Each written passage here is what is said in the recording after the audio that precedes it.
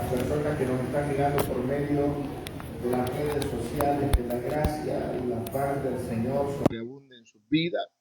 Y de la misma manera, que la gracia del Señor continúe bendiciendo a cada uno de los que hoy están presentes. De verdad que me da mucho gusto, me lleno de gozo y de alegría de poder ver algunos rostros que tenía algún tiempo sin ver, y de la misma manera a los que continuamente veo. Para mí también es un privilegio verles acá en esta tarde. Todavía mañana, ¿no? Una mañana muy, pero muy calurosa. Pero le damos gracias al Señor que el calor no detiene para recibir las bendiciones que el Señor tiene preparado para cada uno de nosotros. Yo creo que haya algo, no debería haber algo que nos detenga para servir al Señor, para darle al Señor lo que le corresponde. Quisiera, antes de comenzar, decir algunas cosas que creo pertinente poder decirlas y creo que necesarias hasta cierto punto, recordarlas continuamente. Hay cosas que nosotros necesitamos que en la continuidad de escucharla la aprendamos y la ejecutemos. Hay cosas que por generaciones hemos establecido vocablos, hemos establecido pensamientos, hemos establecido culturas en nuestras vidas. Y cuando llegamos al Señor, dentro del Señor, nos damos cuenta de que no eran vocablos, ni pensamientos, ni culturas que eran lógicas. Uno de los grandes ejemplos que no tan solo lo he dado acá en casa, sino que lo he hablado en congresos, tanto en los congresos de la alianza con la que trabajamos, como de la misma manera en congresos en los que he estado fuera de esta zona, fuera de este lugar. Y una de esas cosas que he hablado es que esto, en donde yo estoy plantado el día de hoy, donde yo estoy exponiendo el mensaje, no es un altar. No es un altar. Y cuando digo que no es un altar, no es un lugar donde es totalmente sagrado. Porque desde este lugar, yo quiero hacer una ejemplificación, no sé si la palabra la inventé ahorita o sea correcta. Voy a dar un ejemplo de lo que ha sucedido durante tanto tiempo, en lo que era un altar en el antiguo pacto, era un lugar totalmente sagrado. Un rey, un hombre trató de señalar y trató de ministrar dentro de aquel lugar, su mano se secó, casi muere. A los sacerdotes, cuando entraban al lugar santísimo, tenían que amarrarlos a la cintura para poder sacarlos si andaban en pecado. Pero desde este lugar, en nuestro tiempo, en nuestra época, hemos visto pastores mover emociones y sentimientos para sacarle la lana a las ovejas. Y no han caído muertos ninguno. Si fuese realmente un lugar santísimo, yo creo que dentro de este ámbito muchos estuvieran muertos. Ahora, cuando el velo dentro de lo que es la cultura judía, cuando el velo se rasga, se rompe, hubo algo que me sorprendió en lo particular. Una persona sacó un estudio y dice que el velo de aquel lugar tenía un gruesor de aproximadamente 30 centímetros. Imagínense una tela de gruesor de 30 centímetros. Usted podría romper esa tela fácilmente. Estamos hablando de 30 centímetros de gruesor, no de ancho ni de largo, el grueso de la tela. Y esa tela se rasgó, dando a entender que ya no había un lugar específico llamado altar, ni lugar santo, ni lugar santísimo. Y a partir de ese momento, todos ustedes, los que hoy están presentes, se convirtieron en un altar para el Señor. Yo soy el altar del Señor. Dios se posa sobre mí. Por lo tanto, ya yo no tengo que buscar un altar para adorar, sino que yo tengo que ser la adoración del Señor. ¿Me explico? Esa es una de las pequeñas cosas que quería antes de entrar en la palabra, que mencionarla. Y créame, la voy a tratar de mencionar todas las veces que sean necesario hasta que aprendamos, hermano. Lo segundo es que esto en donde nosotros nos reunimos no es la casa de Dios. La casa de Dios, ¿quién es? Nosotros somos la casa del Señor. Y siempre pongo el ejemplo de si fuese realmente, ¿usted cree que Dios permite que la roben? Dios no va a permitir que a su casa la roben, la saquen. Y he conocido de iglesias que la han dejado sin nada, hermano, sin instrumentos, sin...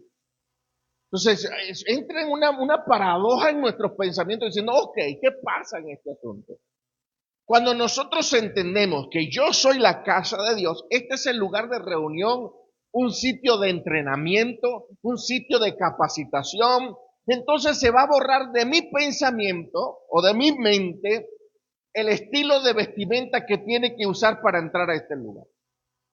¿Sí me explico en este ámbito? O sea, cuando yo digo, ya esta estos cuatro paredes no es la casa del Señor, porque la casa del Señor soy yo. Por lo tanto, a este lugar, a mí no me importa cómo usted viene vestido. A mí lo que me importa es que usted venga. Porque para mí este es un lugar de entrenamiento. Dios me está capacitando, Dios me está entrenando, Dios me está dotando de conocimiento, sabiduría, entendimiento para yo ser operativo como iglesia allá afuera. Yo soy la casa de Dios, soy la iglesia del Señor, yo soy el altar de Dios, porque Él no habita en templo hecho por manos humanas ni de hombre. El único templo que Él puede habitar fue el que Él mismo construyó con sus propias manos y fue a usted. Entonces, partiendo de esta premisa, necesitamos nosotros comenzar, y yo sé que es difícil cambiar los vocablos. Es difícil cambiar el estilo de pensamiento. En una oportunidad hablé con alguien y le decía, en ninguna parte del Nuevo Testamento, en ninguna, aparece Dios te bendiga. ¿Y qué es lo que aparece? Gracia y paz. Todas las salutaciones dentro de las Escrituras eran gracia y paz, o paz, hermano.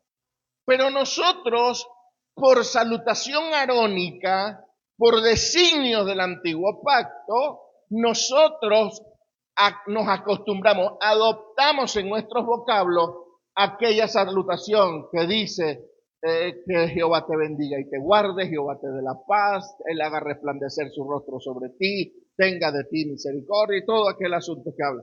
Esa era una salutación o una bendición arónica.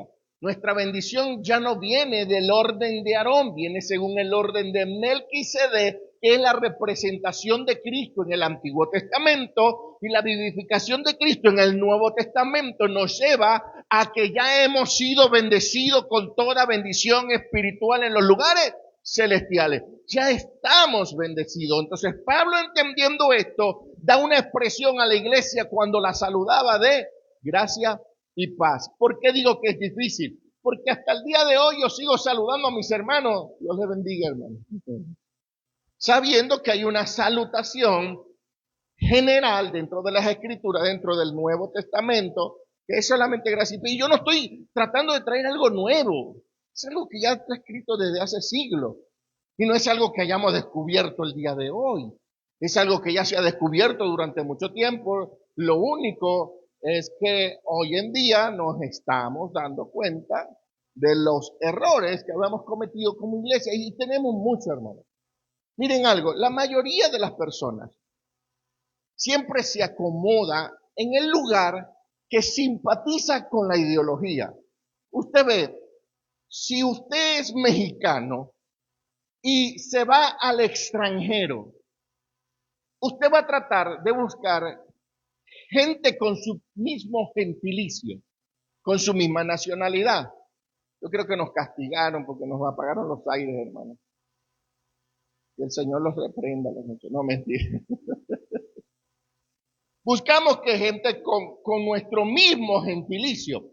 Me pasó a mí, yo estuve 10 meses acá solo en México, y en ese periodo de 10 meses me presentaron a una compatriota, compañera revolucionaria de allá de Venezuela, Me dijeron, es venezolana. Hermano, a mí me dieron, nada más con saber que había una venezolana aquí también, me dieron ganas de llorar. Decía, por fin veo a alguien después de tanto tiempo de mi país. Y me dice, hay una comunidad grande, hay un grupo que se llama Qué Chévere, ¿te quieres agregar? No, para mí fue algo fenomenal. Por supuesto, ya maté mi fiebre, ya yo me siento más mexicano, ya yo me siento más en familia. Ya no es que no me importen los amigos y hermanos venezolanos, pero ya me siento con más gente que nos apreciamos y que tenemos el mismo sentimiento. ¿Qué les quiero decir con esto? Que cada uno se apega a los grupos que convenientemente tienen la ideología, el pensamiento o la cultura que nosotros tenemos, porque nos sentimos incómodos de repente pedir chile cuando nadie come chile. ¿Me trae algo de chile? ¿Qué es eso? Es algo que pica. ¿Y no le sirve la pimienta? No. ¿Verdad que a usted le sirve la pimienta para...? No. Aunque la pimienta pique, a usted no le sirve la pimienta. ¿Qué es lo que busca usted? Jalapeño, poblano, no, poblano no pica. Jalapeño, dígame, ayúdeme. Chile de árbol. Usted busca algo que realmente sea conforme a los gustos. Y eso pasa generalmente también en la iglesia. Buscamos la simpatía de nuestra cultura ideológica para no chocar, para no tener contradicciones ni controversias en aquello para lo cual a nosotros nos agrada, aquellos que a nosotros nos gusta.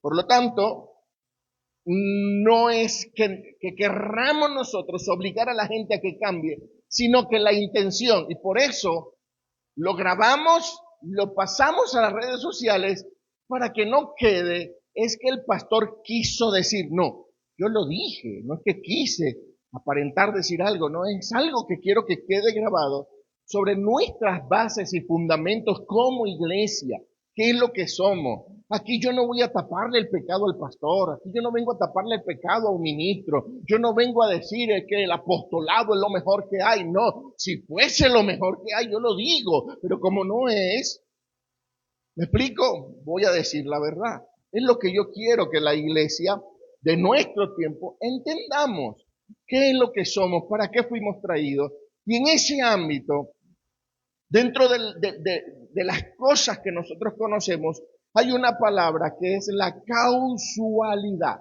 La palabra causalidad es una palabra que va mezclada entre causa y efecto. Es una palabra muy diferente a la casualidad. Yo sé que muchos de los que estamos acá utilizamos esa palabra. ¡Ay, qué casualidad que te conseguí aquí en este centro comercial! O ¡ay, qué casualidad que nos vimos en tal parte! Pero dentro de los que conocemos al Señor no existe una casualidad. Dios no trabaja con casualidades, Dios trabaja con causalidad. Él causa algo para que haya un efecto dentro de lo que Él causó. Y dentro de la historia de las Escrituras nos vamos a dar cuenta que existen muchas causalidades de Dios. Una de las causalidades es cuando Adán y Eva pecan. Y dice, eso lo provocó Dios. No, Dios sabía que iba a ser provocado.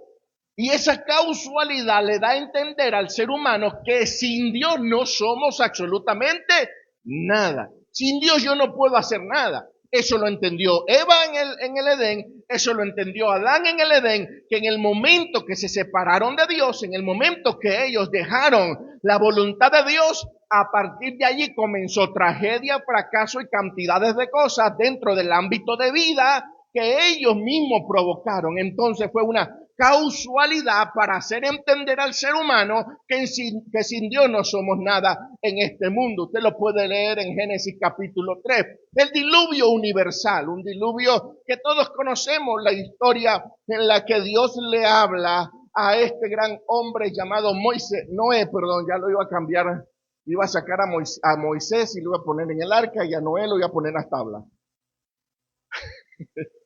A este hombre, el cual Dios le habla, le dice, construyete un arca porque va a caer un diluvio, va a llover.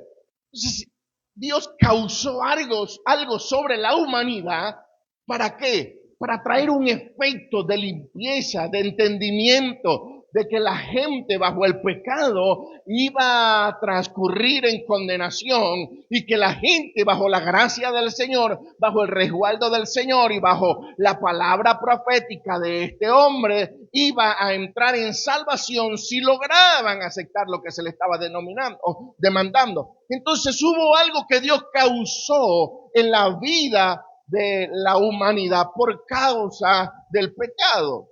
Lo otro es la muerte de Cristo en la cruz del Calvario. Fue algo totalmente histórico. A partir de la muerte de Cristo que sucede en la humanidad, todos podemos tener libertad de entrar al reino de los cielos. Tenemos la libertad de nosotros ser ese altar de Dios, donde Dios se pueda glorificar, donde Dios pueda manifestarse y donde Dios pueda hacer todas las cosas para la humanidad. Ahora, yo soy ese gran altar del Señor. Entonces hubieron cosas, acontecimientos históricos que fueron direccionados por Dios para traer un cambio histórico en toda la humanidad y en toda la tierra.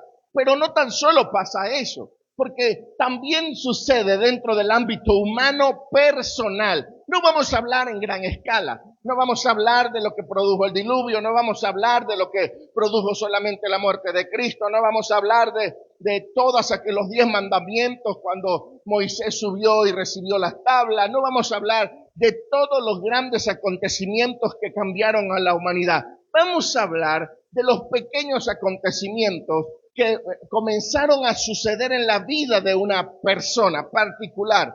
Y hay algo que yo sé que a todos los que estamos acá nos ha pasado.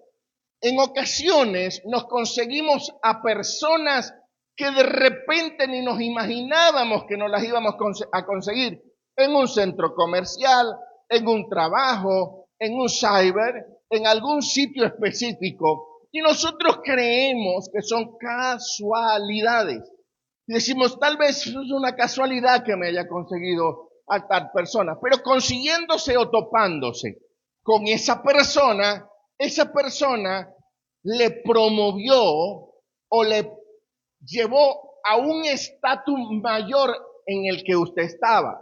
Aquí les va. De repente esa persona viene y dice, ¿sabes qué? Yo conozco a alguien en el trabajo que tú estás. Voy a hablar con él para que te den un ascenso. Y de repente eso que nada más para usted fue casualidad, fue lo que Dios utilizó para promoverlo a usted. Miren un ejemplo. Hemos hablado en ocasiones anteriores de Rahab la ramera, ¿sí o no? Rahab, de una mujer que vivía en Jericó, aquella ciudad la cual Dios había determinado destruir. Rahab mira a los espías enviados a reconocer aquel lugar y le da la oportunidad de entrar a su casa. Rahab no sabía lo que estaba haciendo. Rahab no sabía a quién estaba hospedando. Ella lo único que sabía es que esos hombres eran espías para venir a reconocer una tierra la cual iba a ser destruida. Y ella dijo, yo voy a resguardar mi vida protegiéndolo. Y de repente usted dirá, fue oportunista. Por supuesto, sí fue oportunista. Ella miró la opción y esta es mi vía de escape, no la voy a dejar perder. Y permitió que aquellos hombres se escondieran, llegaron, tocaron la puerta, ella dijo, aquí no están, aquí no vinieron nadie. Y a aquella mujer le dieron una prenda de los judíos. Le dijeron, tú vas a amarrar esto en tu ventana. El día que se venga a destruir esta ciudad, eso es lo que te va a librar a ti. Esta mujer hizo lo que se le demandó. A la final, para hacerle resumida la historia, Rahab terminó casándose con un judío llamado Salomón. Y de esa descendencia nació Boz. Y Boz fue el esposo de Ruth. Imagínese usted más o menos, por una causalidad de Dios, una mujer que no pertenecía absolutamente en nada al pueblo judío, hizo solo un favor a ese pueblo. Y por medio de ese favor se extendió la mano de Dios, pero no fue porque a ella le plació, es que ya estaba en el corazón de Dios eso. Ya había un plan en el corazón de Dios sobre esa mujer, porque de esa mujer nace el rey David. De esa mujer, no estoy diciendo que ella lo dio a luz, no, de esa generación, de la generación de Salomón, de la generación de Boaz, de la generación de Ruth, de la generación de esa misma generación, nace el rey David, y de esa misma generación nace Jesucristo. Por una causalidad de Dios. Y así podríamos hablar de personajes como Moisés, Josué, David, que fueron personajes que no tenían en su ámbito profético de vida, no tenían un futuro alguno. Ejemplo, David, pastor de ovejas, el más pequeño de todos sus hermanos, estaba destinado a ser al que lo mandaran para todos lados. A David tenía que ser el que, vaya a comprar la coca en la tienda de la esquina, vaya tráigame los panes, eso era lo que iba a hacer David. Porque el primogénito era el que iba al estudio, era el que iba a la guerra, el primogénito era el principal, era el adecuado para todos los asuntos de herencia dentro de casa. Pero el último no, el último era el que, ahí vamos a ver qué pasa con él. Vamos a mandarlo a hacer cualquier cosa. David no era un promedio para ser un rey, pero en las causalidades de Dios, viene y es ungido delante de todos sus hermanos, va a la guerra, se enfrenta a Goliat, comienza a subir y a escalar. ¿Por qué? Porque había un plan profético sobre David. La mujer samaritana no llegó al pozo por casualidad, llegó por causalidad. Aquella mujer se acerca al pozo, Jesús estaba en el pozo y Jesús comienza a hablar con ella.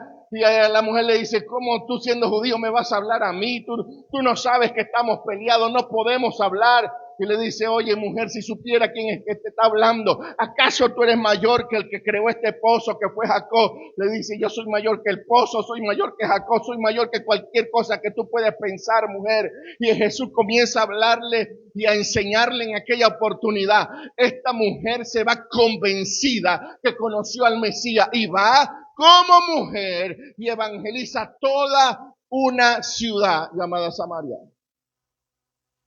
Primera evangelista que levantó el Señor en aquel lugar. Entonces hubo una causalidad. Dios causó algo en la vida de aquella mujer que históricamente cambiara el lugar donde estaba viviendo, el lugar ideológico donde estaba ella. A veces nosotros no entendemos esas causalidades de Dios.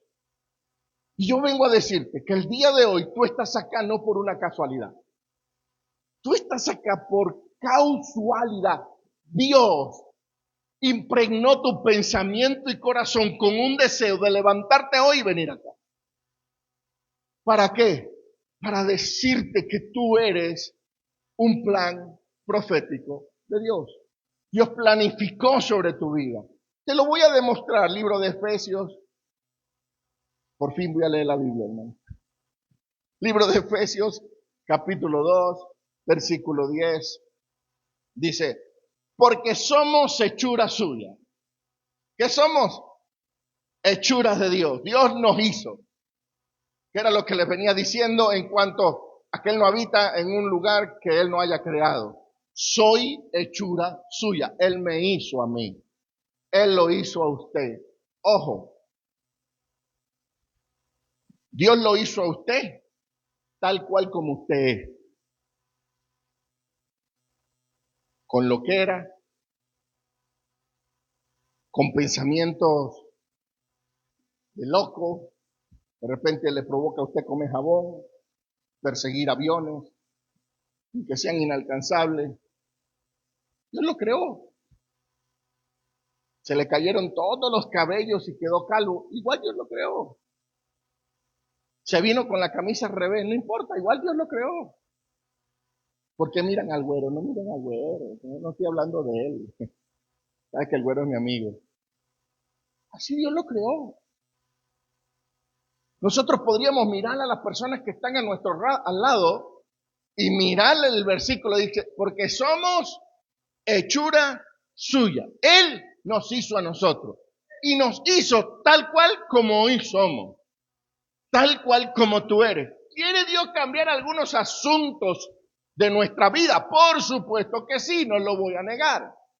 Pero hay algo que siempre digo y mantengo. Si el Señor no edifica la casa, en vano trabajamos lo que la edificamos. Nos encargamos de hablar la palabra. El Señor se encarga de producir fruto.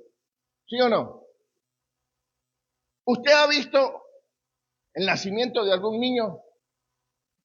De repente el de su hijo. Pero todos nos imaginamos, aquellos que no hemos visto el nacimiento de un niño, nos imaginamos cómo es. Ahora, el niño va a salir por sí solo por medio de las contracciones que va teniendo la mamá y ella va a expulsar al niño. Ahora, el niño que está naciendo no hace nada. ¿O si hace algo? No hace nada. ¿Quién lo hace todo? La mamá y el doctor que lo ayuda a salir. Usted no ve al doctor desde la parte de atrás gritándole al niño, vamos muchacho, tú puedes, dale, dale, sal muchacho, vamos que tú fuiste el que ganaste cuando entraste la primera vez y tú vas a ganar saliendo ahorita, vamos. Y hace porra al médico al niño. ¿Por qué? Porque el niño no entiende, hermano. El niño todavía no entiende el vocablo del doctor, ni siquiera entiende que es una porra. El doctor no está, vamos muchacho, vamos, sal. Mamá, quédate quieta, él va a salir solo. No. Cuando el Señor nos hace a nosotros nuevas criaturas, Él no anda echándonos porra, vamos, tú puedes, tú vas a cambiar. No.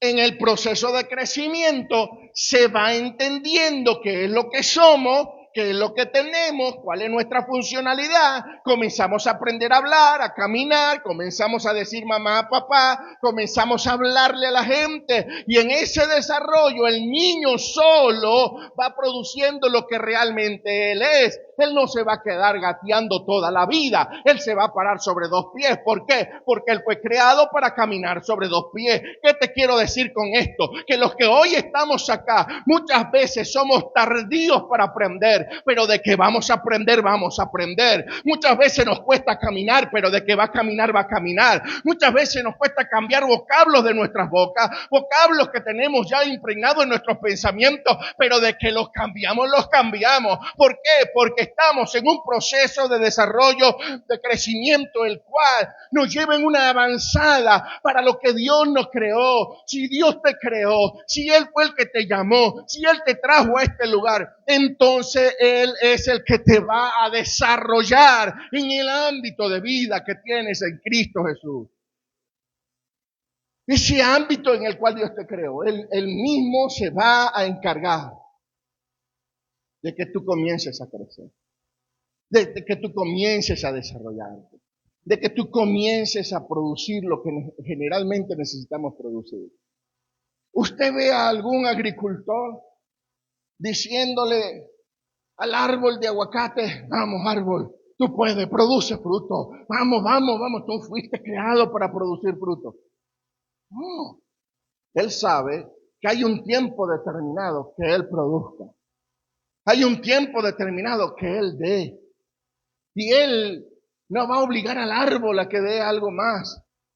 Usted sabe, cuando yo estaba joven que iba al campo a predicar, me escuchaba tantas cosas y la gente decía, ahí hay una mata que se llama mamón. Y decía, ese es mamón macho. Y mamón macho no da fruto. Entonces decía, para que dé fruto, dale 2 machetazos en cruz. Se cansaba de caerle a machetazos en cruz y nunca daba mamones. Nunca produjo fruto. ¿Por qué? Porque macho, no podemos obligar a algo que no va a dar que dé. No se puede. Yo no puedo obligar a alguien que no va a cambiar a que cambie. No puedo. Él va a cambiar por sí mismo o va a cambiar porque Dios lo cambió y no va a cambiar porque un pastor le dijo que cambiara. En una ocasión, ¿de cuánto tiempo me queda? Todavía tengo un poquitico más para continuar. En una ocasión estaba el burro y el tigre peleando. ¿Por qué color tenía o era el pasto?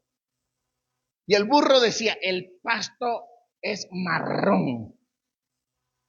Y el tigre le decía, el pasto es verde, burro.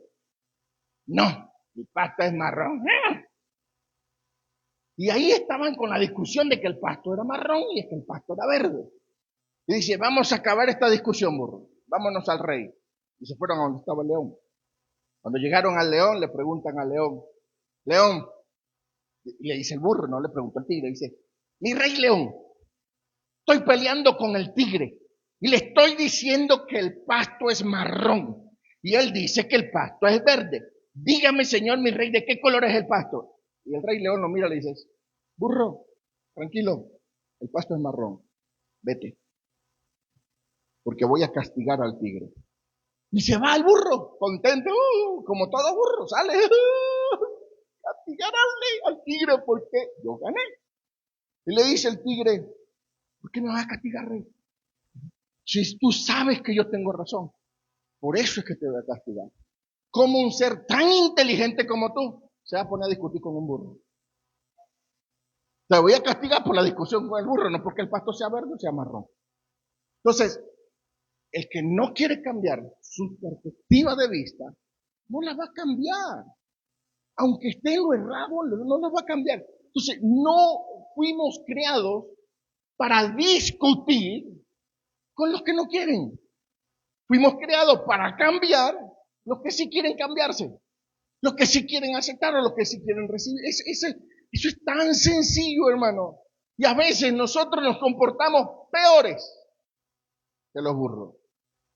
Y ahí les va. Voy a continuar con la lectura para que entendamos algo. Porque somos hechura suya. Dios me creó.